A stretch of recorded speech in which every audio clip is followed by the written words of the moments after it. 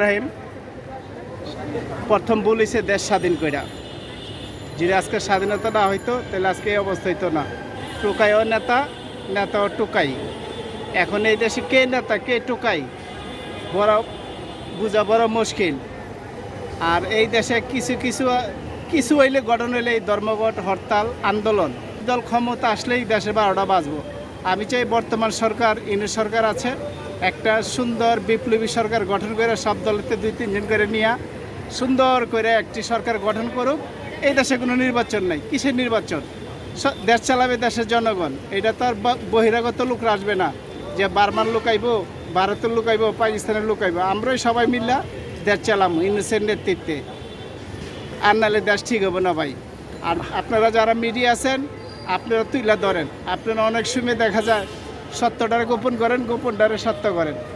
আপনাদের কাছে অনুরোধ, এরম রাস্তাঘাটে জনগণের জিজ্ঞান জনগণ কি চায়। আমি একজন সাধারণ জনগণ, আমি চাই নির্বাচন না হোক।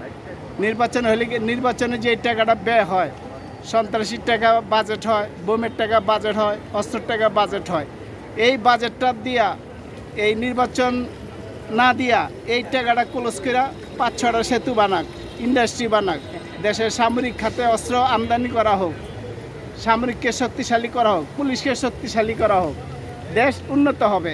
নির্বাচন দিলে কী হবে? আপনি ক্যান্ডিডেট, আমি ক্যান্ডিডেট, আমিও অবৈধ টাকা দিব, আপনিও অবৈধ টাকা দিবেন, যার জন্য এই দেশের টাকার কোনো প্রয়োজন নেই। আমি চাই পুলিশ শক্তিশালী হোক। ভাই তাহলে কি আপনি গণতন্ত্র চান না?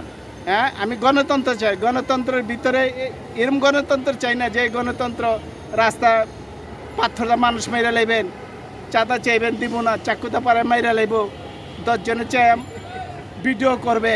এই গণতন্ত্র চাই না ভাই। আপনার পরিচয়টা দেন ভাই। আমার পরিচয়, আমি স্বচ্ছ নাগরিক, বাংলাদেশের নাগরিক, চলচ্চিত্র অভিনেতা, এই আমার পরিচয়। ঠিক আছে।